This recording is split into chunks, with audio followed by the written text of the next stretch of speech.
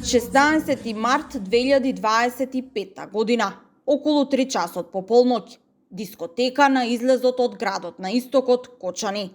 Се пеат песните на групата ДНК.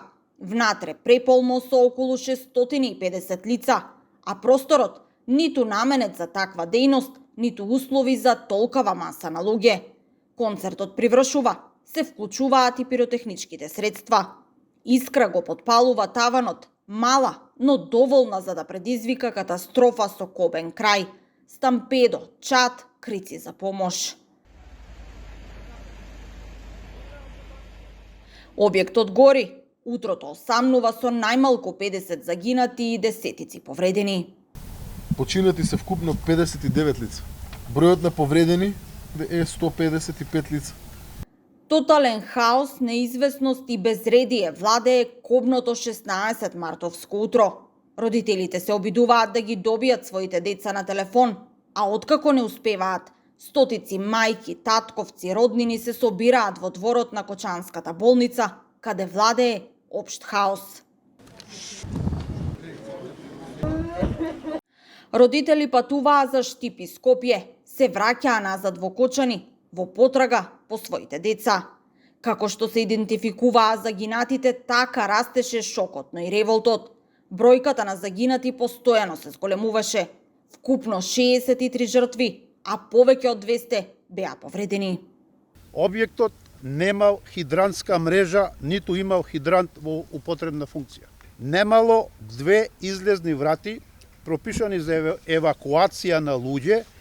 Македонската јавност веќе се соочува со трагедија која ги преплави и светските и регионалните медиуми.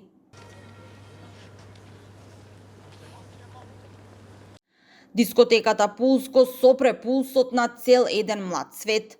Македонија се прости од загинатите во трагедијата што ја зави земјава во црно на 20 март. А ден по трагедијата уште една. Иле Гоцевски, возач на брза помош кој неуморно ги транспортираше повредените кобната ноќ, на 17 март почина од срцев удар.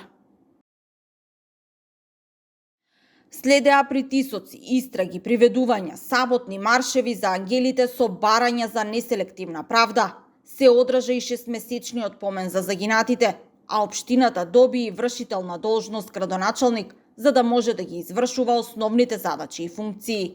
Моја првична цел ќе биде да ги ослободиме институциите од партиски стеги. Се чекаше цели 3 месеци за оформување на обвинителен акт, а потоа уште речиси 4 месеци за оценка на истиот. Секојдневен медиумски притисок, се појавуваат докази, нови предистраги, се истражува и управата за јавни приходи, а истрагата за полициските службеници и понатаму продолжува. Најверојатно во почеток на наредниот месец ќе се донесе јавна обвинителска одлука.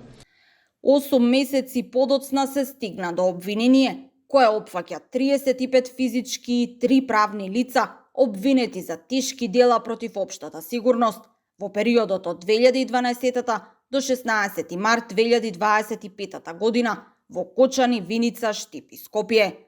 16 март 2025 ќе остане врежан во колективната меморија како датум на кој се случи историски најголемата трагедија со најголем број на загинати млади животи.